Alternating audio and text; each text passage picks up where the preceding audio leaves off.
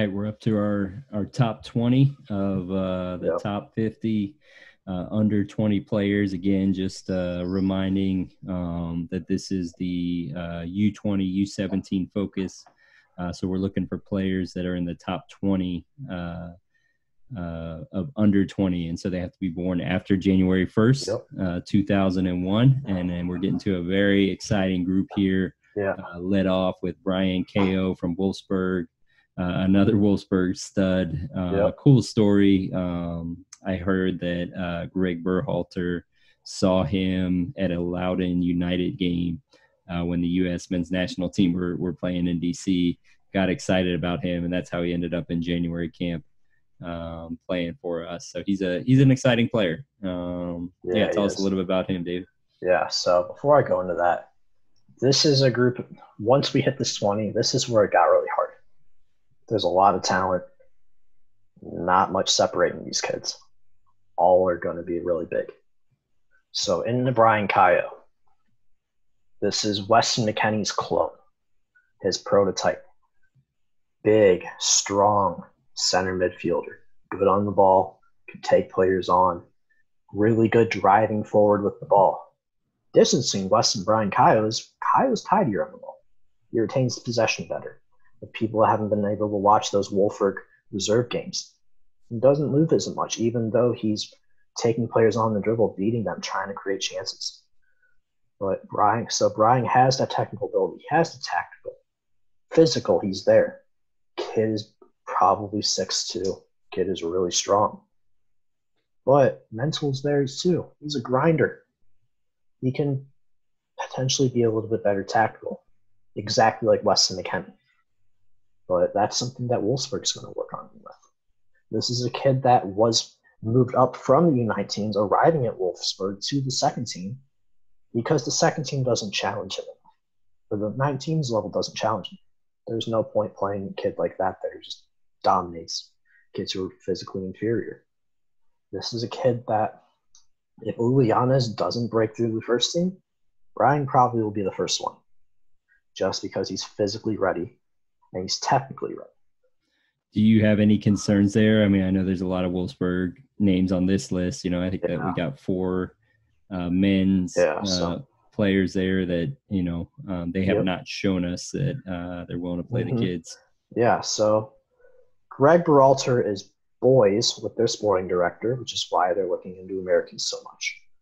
But the sporting director doesn't put kids on the field. Head coach does.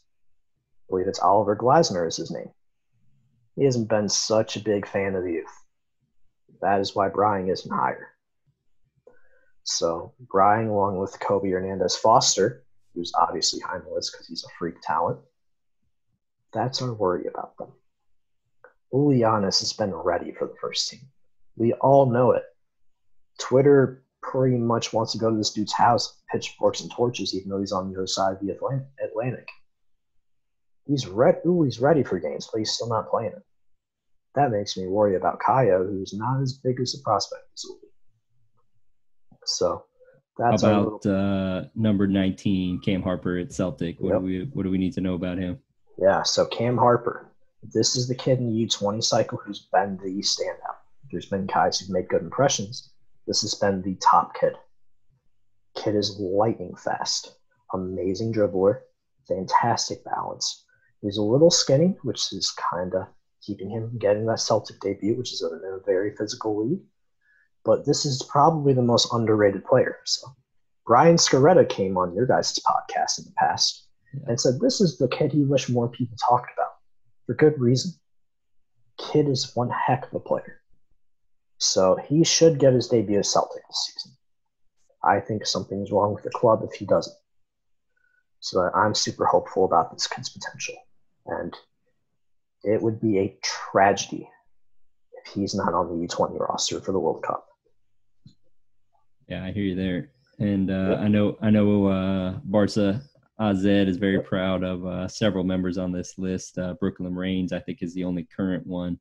Yeah, tell us about Brooklyn. Yeah, so this is one that many people don't know. So the first way this kid popped on my radar was when Top Drawer Soccer named him as the #1 player for his class. Got to be significantly good to do that in the first place. This kid backs it up on the field. So he's a 6 and an 8. Phenomenal on the ball. Very technical. He glides by kids physically. Not the biggest kid. Light and fast. Can dribble with it. He also has a great outside shot. This is a kid who primarily plays as a 6. When most games he's playing, he gets an assist or a goal. Super productive. I think as an 8, this kid can go ridiculously far. He's trained at FC Barcelona, La Masia already, and has done well there. He's gotten reports of European interest already as well. So this is someone that I think this is a kid who's going to fly under the radar because he's not in an MLS academy, which a lot of people look for. But this is a kid who's going to have a really good career. Barca AZ they do a great job of developing players. This is someone who is their premier kid there now. So that's one to watch out for. All right, we're up to 17, a name that a lot of people are going to know. There's been a lot of buzz around this kid, Tanner Tessman at FC Dallas. Oh, Tanner Tessman, the biggest loser of the FC Dallas shutdown. So this is a kid that 6 months ago, he wouldn't have even been on this list because he was heading to college soccer at Clemson. 2 months later. I thought he was. Yeah, or not even college soccer, college football. Yeah. Even worse. Yeah. I took him off my U20 depth chart when I saw that. Fast forward about 2 months later, announces he's signed for FC Dallas. Back on the radar. Think, okay, this kid is Paxton Palmacall ahead of him. Probably not going to play much. Paxton Palmacall's hurt. This kid gets his chance in FC Dallas's lineup. He doesn't just take it, he excels. Best player on the field. So this kid athletically is incredible. He's probably 6'2", 6'3". He's stocky. And not just that, he's fast. Dabo Swinney for Clemson said he could play this kid at wide receiver. Mm-hmm. That's a bold take. Mm-hmm. Most would say it's pretty scorching level on the hot take scale. But he's an athletic kid. This kid held off a player 2 spots above him like a little child when the NBA play. But it's not just that stands out about Tanner.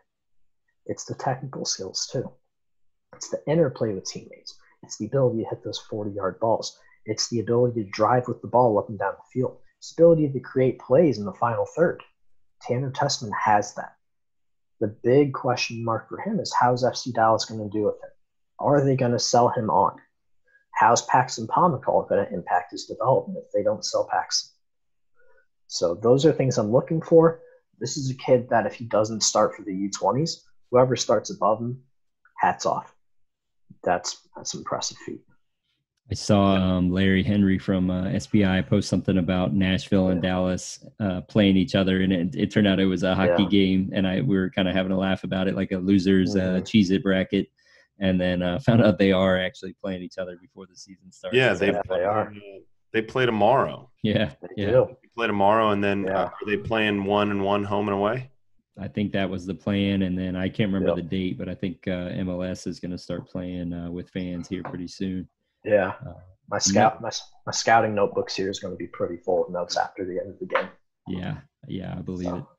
All right, all right, we're on 16. Antonio Jr. or Tony Leone, LAFC, another knocking it around guy. What do you want to tell us about Tony? Yeah, so Tony on this list is one of the higher priority dual nats. The kid has been compared to Virgil van Dijk by not one, but 3 kids in the 2004 age group that I talked to. Monster center back, can play out of the back, is a leader, has very good mentality, aggressive, gritty, wants to be that kid who leads his age group. This is a kid who I really don't see many downsides with. He's in LAFC, who's a fantastic system. LAFC is probably going to move center backs out of the team so this kid can get his shot soon. He's not very far off from being pro ready. He's a good decision maker. So if they can hold on to him. Yeah, that's a big if.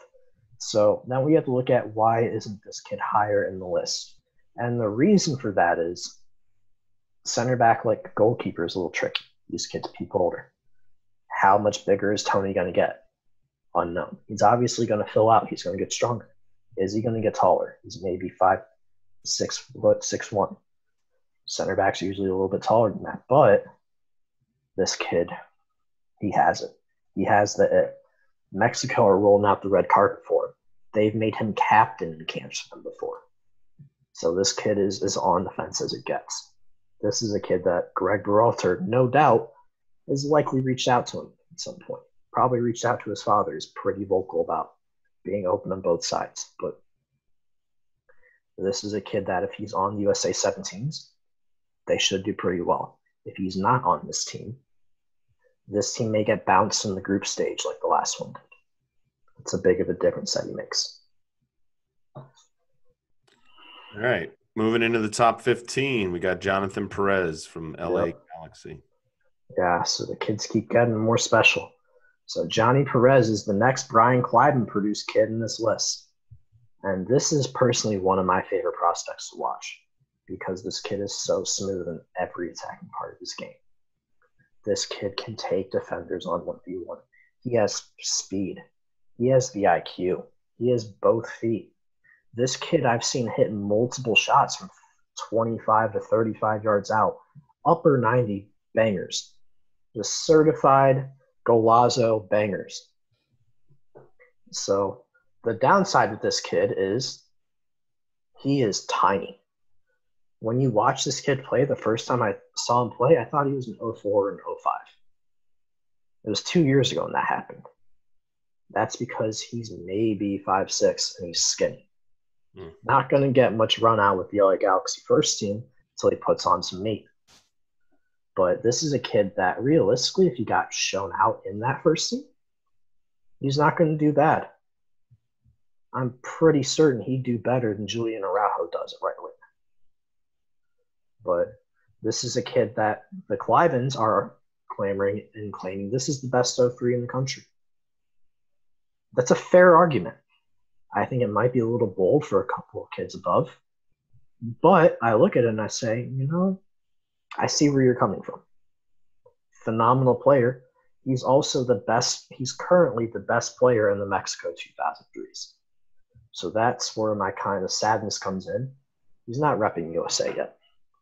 He's repping Mexico. But our 2003 should slaughter theirs.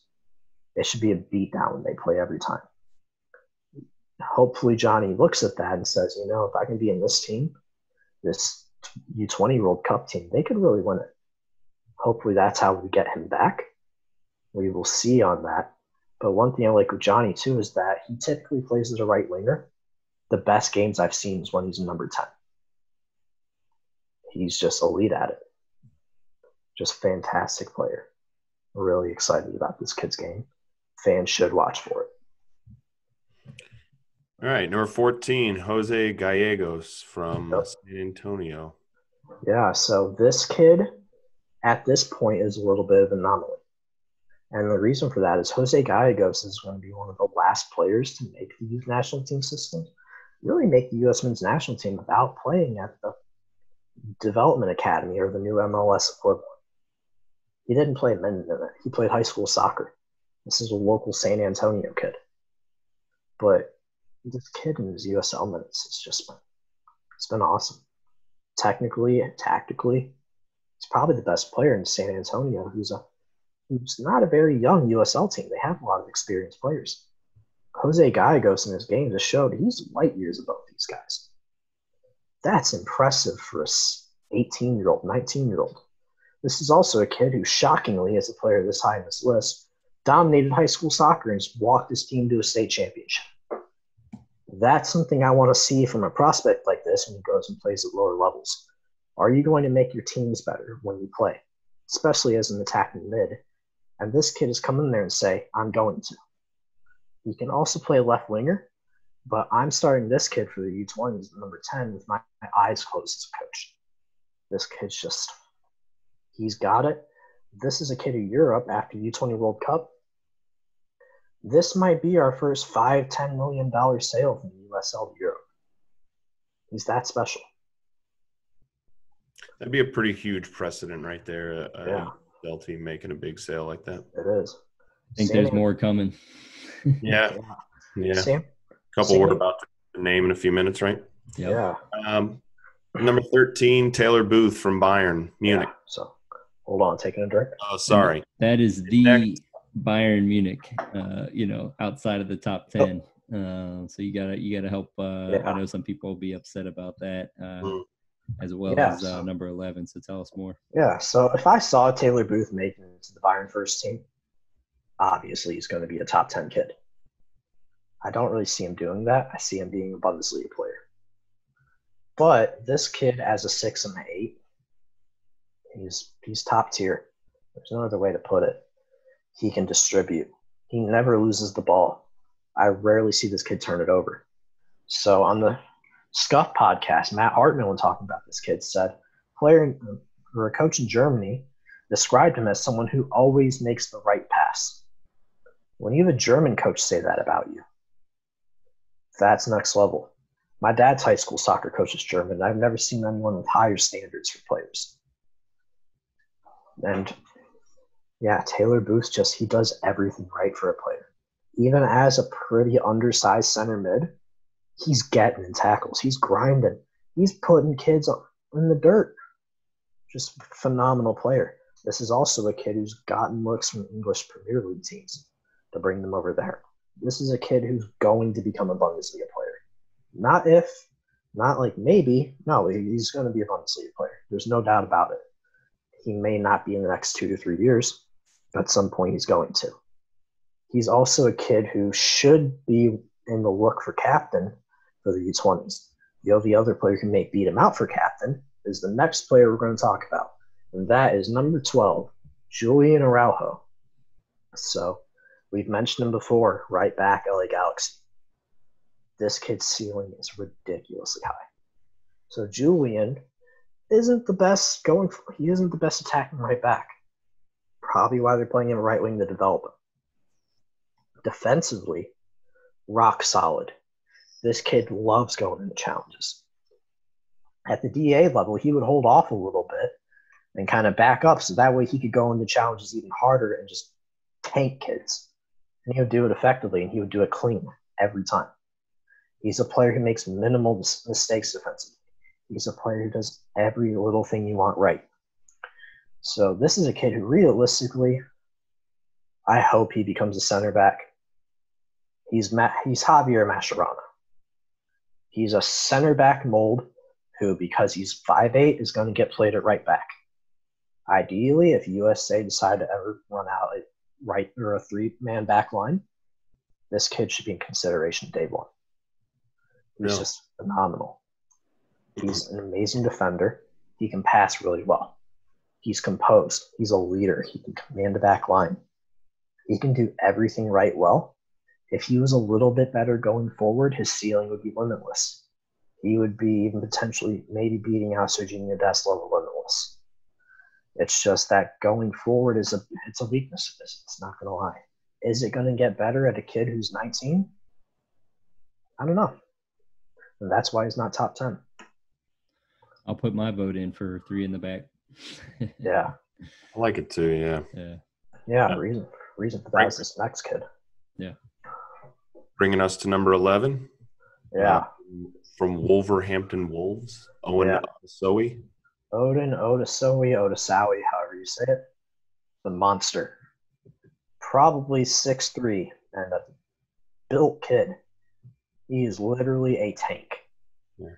But this is a kid who Wolverhampton is a fantastic Premier League team. They qualified for the EuroLeague. It's not like when Indiana Vassilev made a team that's struggling in the Premier League and is really thin. Odin Olasali making Wolverhampton bench. Wolverhampton's not really struggling for depth. Right. They have the talent. They have the skill. They have depth everywhere. They're a top functioning Premier League team. This kid made their bench. He's even gotten in games for them. When other clubs were circling and running around saying, "We want to go and sign this kid," they stepped in and said, "No, we have him in our plans. You can't take him." It's a big deal. He hasn't made any Premier League games, though, have he? Or is that not yet? But it's next season if he doesn't get loaned out, which it's looking like it's probably coming. But for a Premier League team to go and fight for a player to keep there, Yeah. That's a pretty big deal. Most Premier League teams treat young players like trash. They throw them away on loan and then say, well, if you swim, it sucks. Yeah. For them to fight for a kid, that's a big deal. That should speak volumes about his potential. So for USA, he's a center back. He's a good center back, and he's a ball-playing one. So the only reason he's not in the top 10, he could be a little better in distribution, be a little better dribbling. His defensive instincts sometimes he makes a little bit too risky of challenges. And sometimes he's a little too hesitant when defending in his defensive third. Those are some of the ifs I have about him. He can fix those, which is why they're going to send him on loan. This kid's a Premier League player on a top 10 Premier League team. Big deal. You see him in 26 being in the mix? I see him in 26 being in the mix. And the only reason we may not see him is if there's other center backs who are just on fire and older. All right. Oh, yeah. Let's get to the top 10. Yep. And we'll start with a hot one. Conrad De La Fuente, yep. KDLF, from a little club called FC Barcelona, yep. Of which he was almost broke the internet. Yeah, almost broke the internet when he made got called into the side. Now, there was a number of injuries, and there's a lot of reasons for that. But I know this caused a lot of chaos seeing him behind 9 other young U.S. players with Barcelona. So tell us about KDLF and your thoughts. Yeah, so speaking about these top 10s, this is starting to enter the Champions League tier. The kids I see killing it in Europe, going into big clubs, succeeding, making in the big games, in the night games. These are the kids I see it. So Conrad De La Fuente, amazing winger talent. He's made it through La Masia. FC Barcelona fought to keep him. So when you look at the 4 main pillars that you want to judge a kid against, first, when we look at tactical, this kid knows when to runs to make. He knows when to make passes. He has a tactical understanding of a kid who's made it this far in FC Barcelona, who values that as their number one trait. When you look at technical, amazing player with both feet, can shoot with the left, dribble with the left, can pass with the left. He's a right-footed player. Obviously, he's going to do that. It's going to be even better on the right. When you look at the physical, pretty fast, can get by players. Now, he could be a little bit better there, but he's still good enough. When you look at the mental, he doesn't turn off in games. He stays engaged for 90 minutes. If teams are rattling him, he's not going and clipping kids' ankles. He's still going and grinding. So that makes people wonder, why was this kid so low at number 10?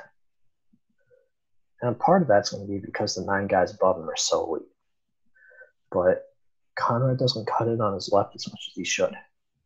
So when you look at the other winger in this group, Julianez takes you down the end line. He cuts you in. He creates chances every time. Conrad, not so much. Conrad in the U20 World Cup, he kept up. It's about all you can say. Now, that's good to do as a 17-year-old at that level. But for a player who's going to break in higher to this list, you have to do better, like Julianez did in less time. Yeah, there's no shame in being ranked behind Uli, and I think KDLF could push even for 22 as soon as that is, as close as that is. I think he's scratching at the door to at least get a call up and be considered in that senior group. So, but go ahead. Yeah, he has a bright future. Yeah. I think this kid's going to be playing Champions League. I agree. I agree. Well, let's go Ricardo Pepe, another Dallas player.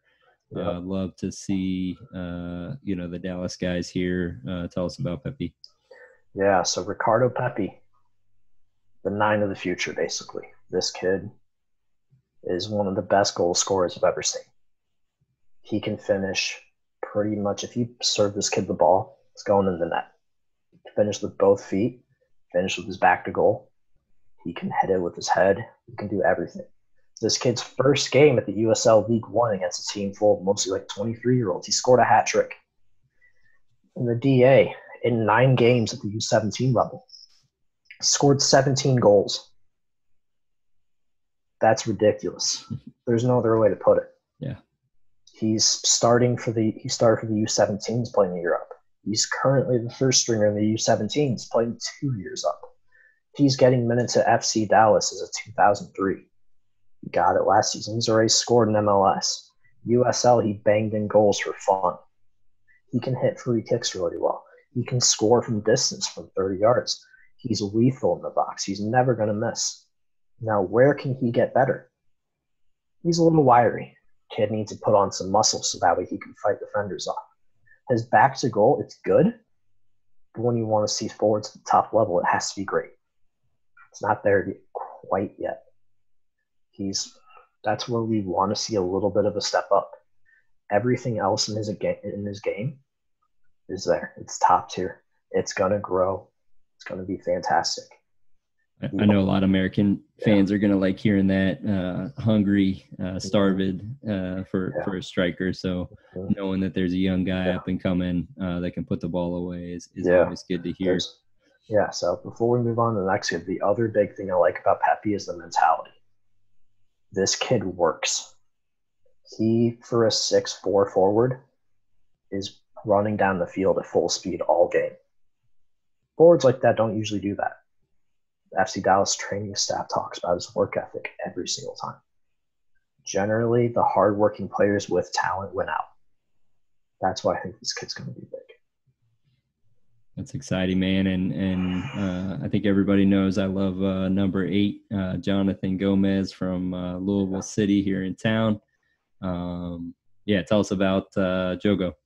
Yeah, so Jonathan Gomez. So USA fans are going to like this kid because he's a left back. We don't have many of those. Is he going to be in the running for 2022? No. And the reason for that is because he's a 2003 in the USL right now because he can't head to Europe. But Jonathan Gomez is an attacking left back who does it all. He beats players in the dribble. He's athletic. He's fast. He's strong. Good defender. Rarely gets beat 1v1. Makes good decisions defensively. And on attack, he's a phenomenal passer. His crossing is elite. He's able to dribble. His interplay is amazing. He rarely makes wrong decisions.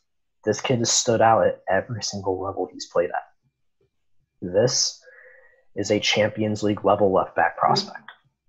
He is someone that should have made the U17s. So one thing I wanted to ask you about him is, or first just the interview we did with him, that kid was super mature for his 16-year-old and spoke so well and was super knowledgeable about he had an answer for all the questions. And he knew a lot of players that he played about and knew all their, skills and whatnot. But his brother plays at Porto. So, and he still has another year at least until he moves outside of the U.S. to play. You think there's some potential there where there is potential. Yeah. But Jonathan has had multiple training trials in Germany. There's multiple teams who have high interest in him in Germany. It's probably where he's going. Realistically, if this kid does go to Germany, it's not going to take him long to break through. Unfortunately, he's not going to go to Germany until 2021. He'll probably start getting first team minutes fall 2022, right before the U17 World Cup, or right before not the U17, the Men's World Cup. Yeah. And right where it's essentially too late to get integrated into the team, like Weston McKennie in the 2018 cycle. But this is a kid that there's a lot of people who debate between him and Kobe Hernandez for who should be this expected starter in 26. And if they're both as good as you think, do you force one of them on the field as a winger? What do you do there? Yeah. I think our winger pool is just too strong. Yeah. I don't, because you look at our wingers. Yeah, our Wolfsburg, Reyna, Wea, Uli, Conrad, Seeley, Harper, Milojevic, Corey Baird. Yeah. Come on now.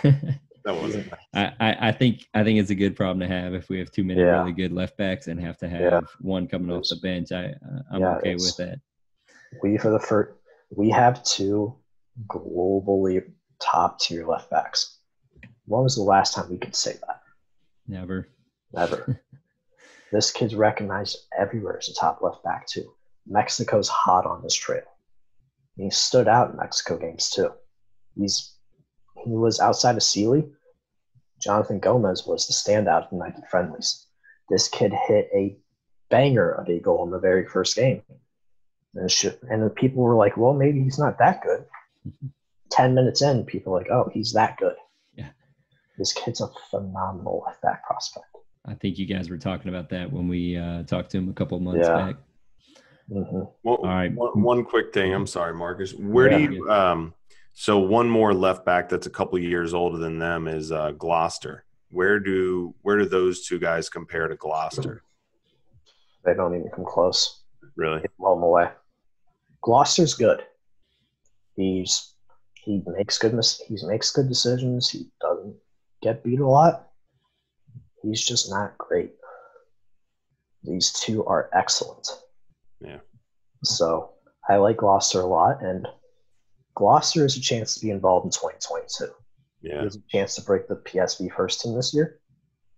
If these two, barring a major injury at Gloucester's age or in PSV, they'd be game in, game out starters.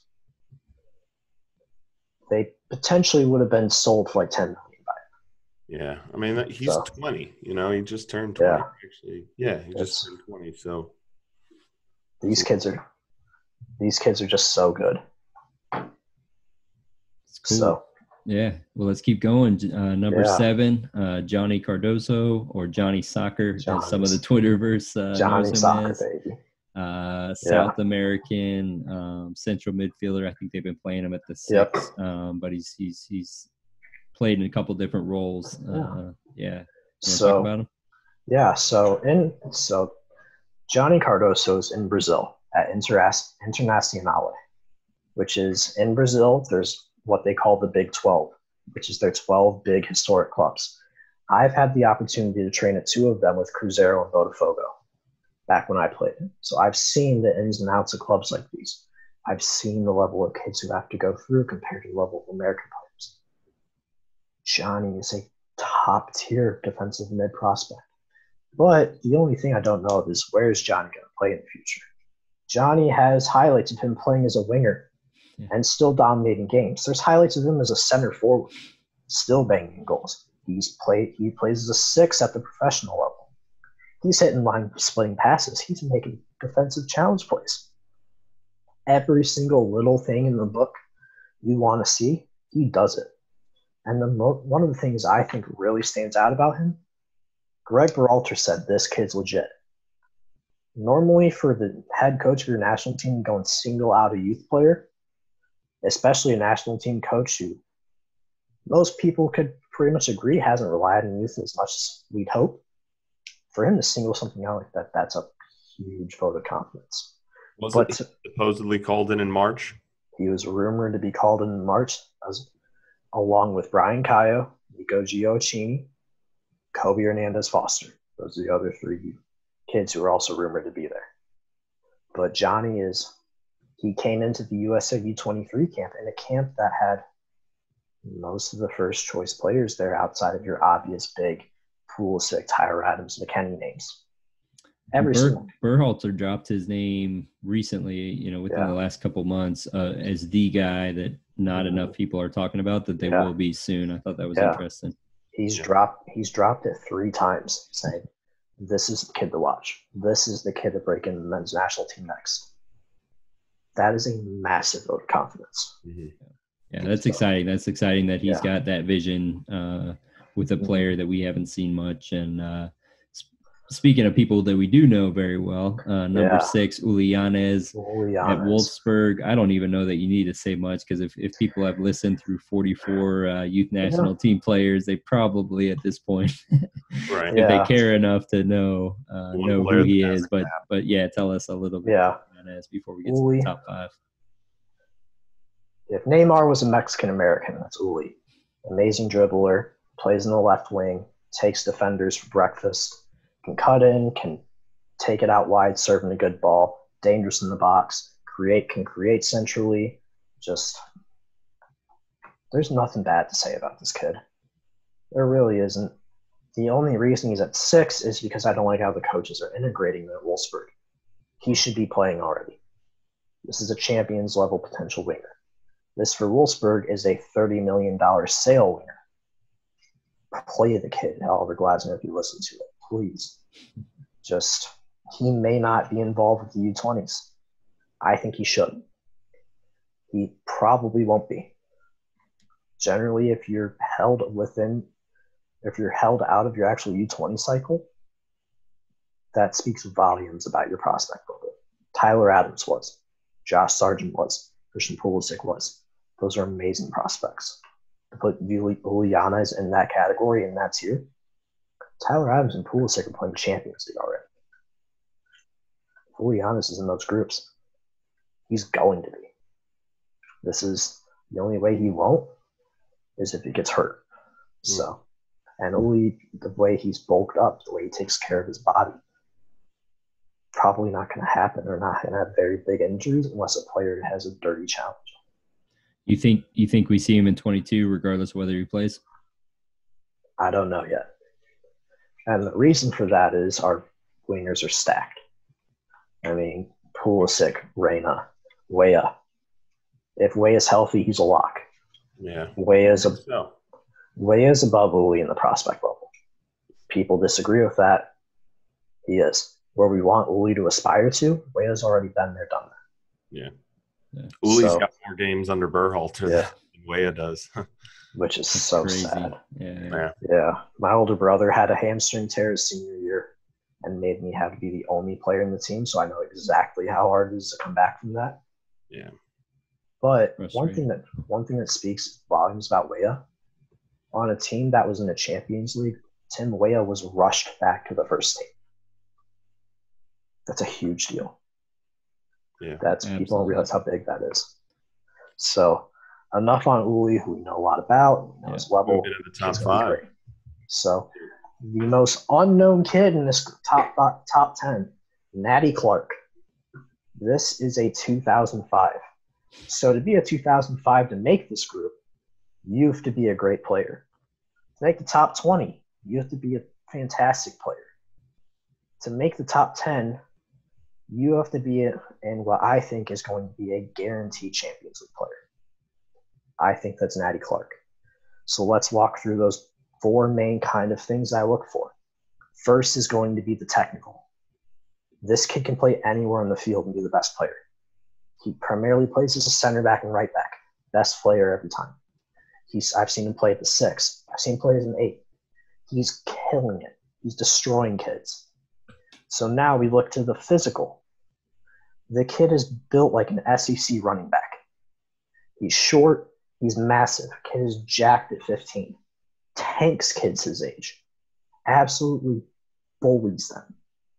This is a kid that if I'm Sporting Kansas City, I'm just throwing $200,000 at him, where a European club is going to take this kid to Europe and run. If they don't sign him, they're going to lose out on a ton of training compensation. Literally tons. And seeing as how Sporting KC did with Eric Palmer-Brown, Gianluca Buzia, I'm kind of hoping he runs away from them like Rokas Pugstas did.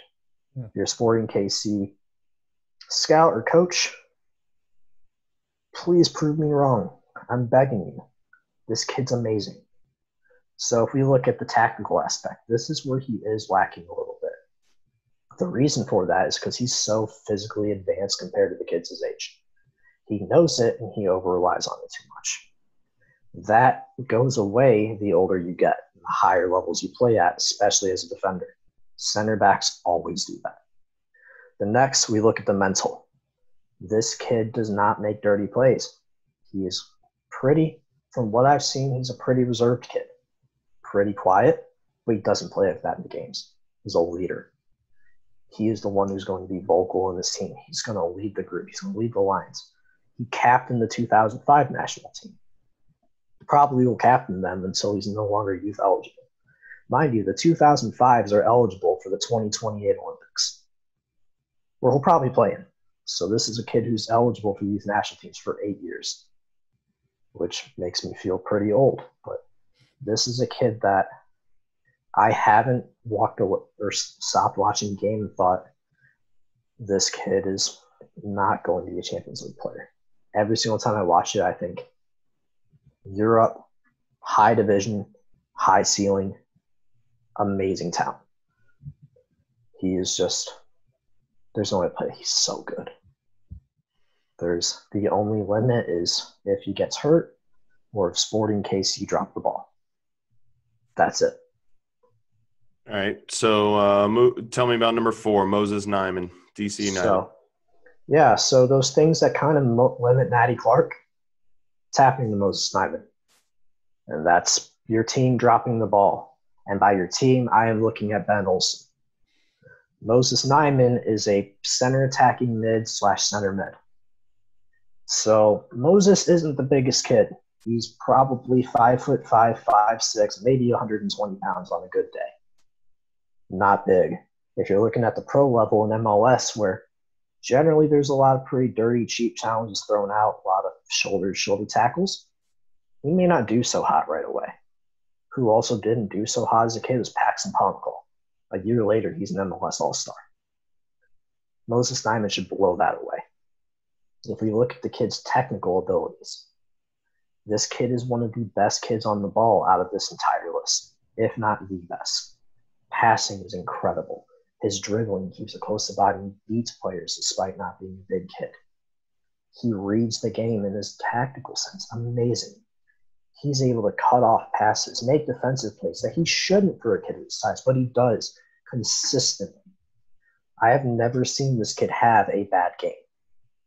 Despite not being a full USA citizen, he's already captaining the 2003s for the national team. So he's a leader too. This kid, every single aspect of the game is elite. This kid, if DC United actually give him a chance, is going to blow the doors off. This kid's going to make a bigger jump or bigger dive in MLS than Paxton Pomykal did, than Brendan Aronson has. They're not going to come close to the level this kid is. How does Ben Olson still have a job, honestly? I mean, I don't understand. They have struggled, and he does not use much of his talent. It's weird. And he's kind of – I don't ever want to criticize people like that. I want to give him the benefit of the doubt. But when you go 0-3 in a tournament, people ask what you're going to change, and you say nothing. Like, come on. That's your tell sign of get this guy out. They've got so much young talent there. Yeah. You can say something like that if you're getting results. But DC are bang average. It's like Bruce Arena said the same thing after we failed out of 20. I don't think anything went wrong. What do we need to change? Yeah, it's just – so this is once Moses is ready, he has to play. Top 3, we ready? Yep. Let's do it. All right, Malik Sanogo from Union Berlin in Germany. Yep. Malik Sanogo, our highest priority dual national. Full stop. This is a number 9 in Germany. So generally, I like to look at game film more than stats and then have the stats supplement my thoughts.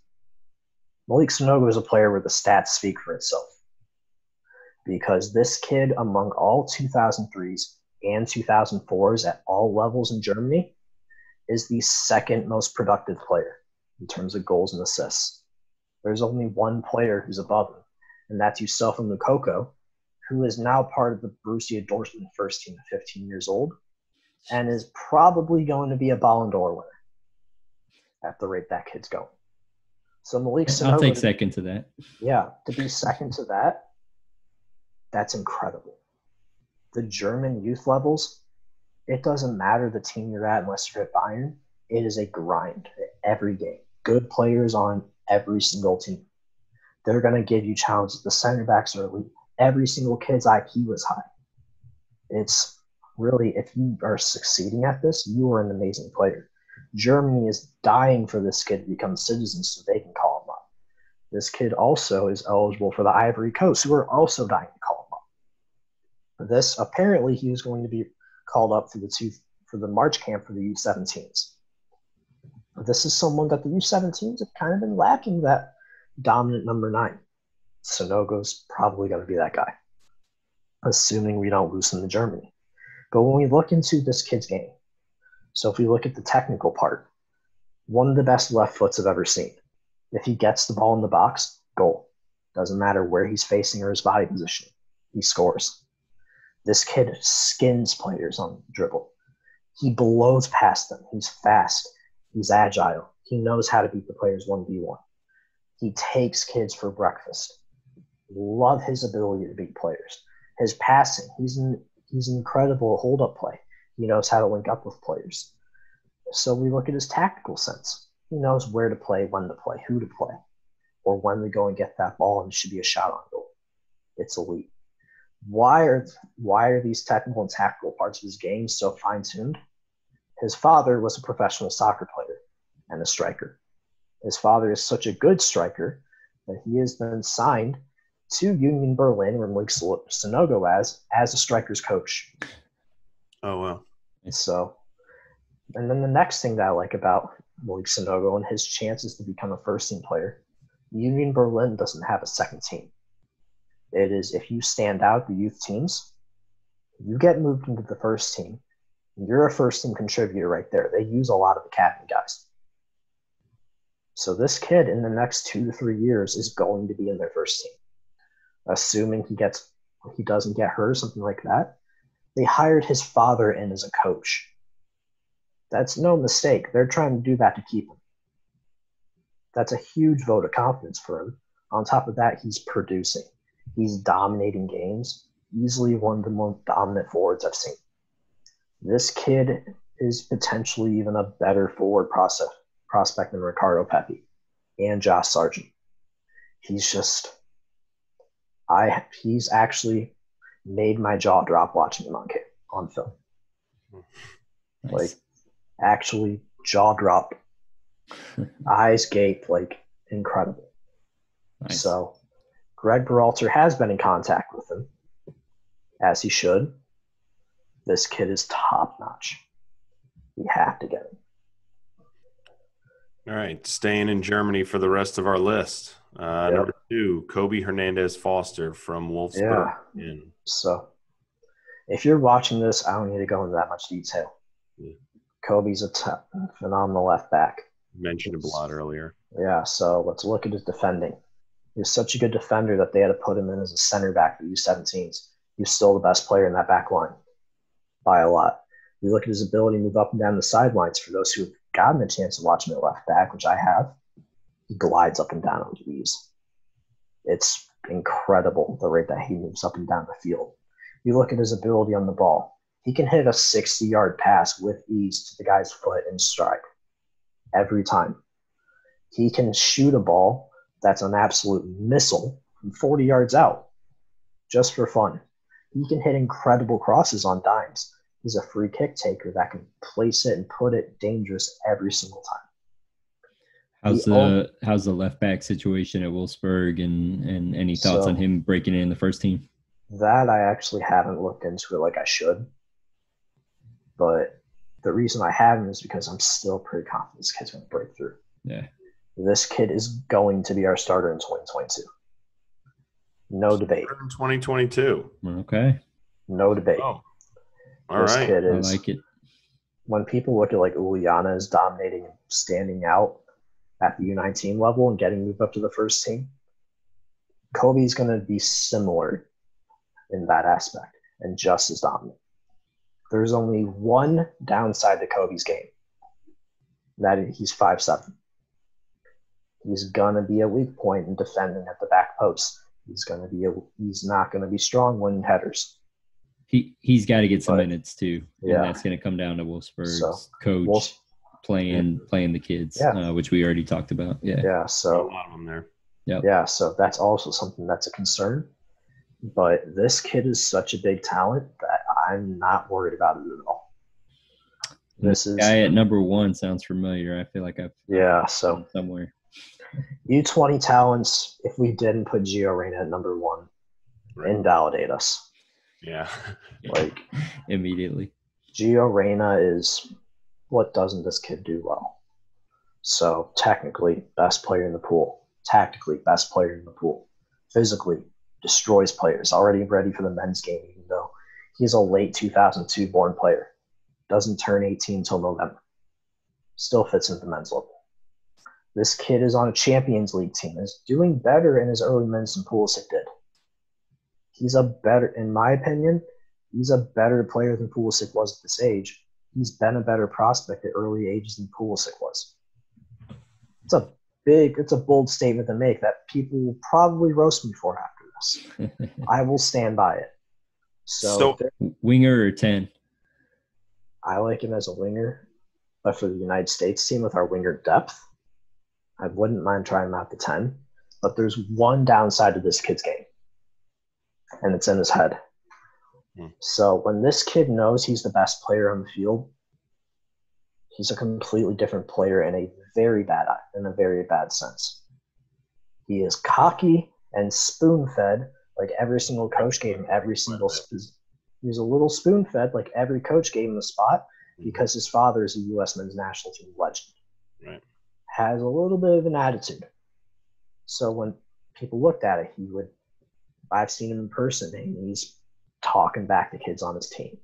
He's screaming at him. He's talking back to his coach. Rafa Wicki benched him because of that.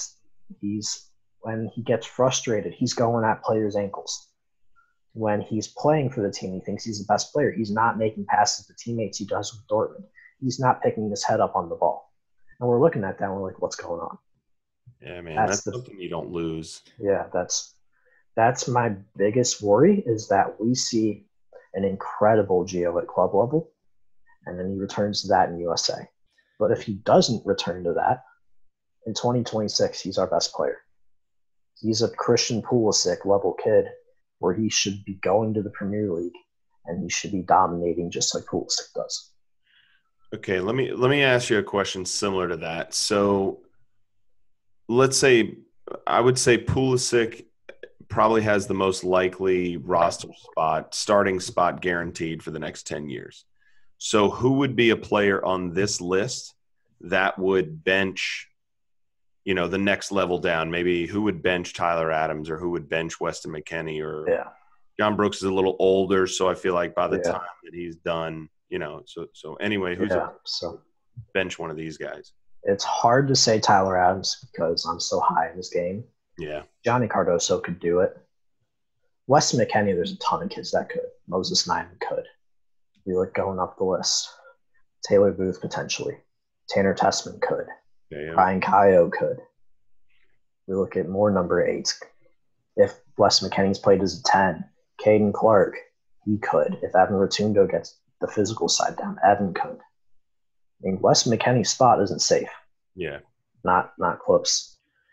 Ricardo Pepe up top definitely should be in that mix and could fight for a starting spot. Yeah, Pepe, Sonogo, they could. If we look for the 2026, even the 2030 World Cup, there's that 05 class of like 9 kids that are really freaking good.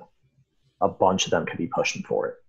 If we look in the wingers, Uli, Conrad, they could be pushing for spots. Sealy could. So there's a couple good 05s. One, if we talk about kids who may make the list next time, there's an 06 for 2026 who might be on that team even though he's 20. His name is Bajan Garbo. Even though I only consider 01s to 05s, I almost put him in the top 10 because he's so good. But there's just Araujo have a shot of unseating. He's not going to beat out Dest. And that's because Dest is so good. Yeah. And then we said, I was thinking potentially unseating like Cannon or one of the other guys behind this. Yeah. I don't know if Araujo can by 22. Yeah, I think that's too soon. And that's unless he gets a new coach in LA who wants to go and play kids. Then it's realistic. But he's young. I don't even know who our left back is. Are we calling Lovitz our current left back? I mean, at this point. Left back is Anthony Robinson. I think it's got to be. It should be. I'm just saying, I don't know who we call our starter. I mean, I think Lovitz was the last official starter. It's Lovitz, Ream, or Anthony Robinson. Yeah, Ream played a fair amount. I think Vines and Gasper are ahead of Lovitz for sure. And I don't know. I like Ream, but I like Ream as a center back. I don't like Ream as on the left. I don't like him on the left either. Yeah. But Ream on the left isn't going to lose games for you, but he's not going to win. He's not going to win games. Offensive. Marcus, we had a couple listener questions that we wanted to hit up. Yeah, you want to throw those out there? I think we covered everything. There was one. Did we blatantly like answer? No, maybe we did. I was going to say players that we forgot, but yeah, we kind of did that at the beginning. Yeah, I think we covered. Yeah, everybody that we forgot, everybody that can move up. So here's I'm going to list off the kids and ranking or in category of by age group. Who these are the guys who are on the being considered for the next update. There's maybe more who move into this, but these are the guys that are, when we look to see who can really jump into this top 25, this is the group. So in the 2001s, Jackson Conway was killing it at Atlanta United too at striker. George Campbell, Atlanta United center back. Bryce Duke, center mid. Sebastian Berhalter. People won't like that. Kid came in the Columbus Crew and did really well as a 6. We move into the center backs for 2002. And obviously first name's going to be center back. Nico Carrera. He made a great club move. I thought he was going to Ingolstadt, wasn't too high on it. Blew it out of the water with his choice. Holstein Kiel should do really well. Stock up. Another player who wasn't considered as a dual man at the start is now Efrain Alvarez. Because Efra hasn't been as involved with the Mexico U20s as he might have hoped, doors totally open. The kid, I have some questions about his game, but he no doubt, even with those questions, should potentially be on this list. And then 2003, so this first player, he's going to become a top 3 player on the next one. It's Brian Oko, center back, Red Bull Salzburg. Kid's a monster. 10 out of 10 talent. Champions League future. At Salzburg, he's going to break into their first team. At 16, they're loaning him out to the second division in Austria because he's so good. He's a freak. There's no other way to put it.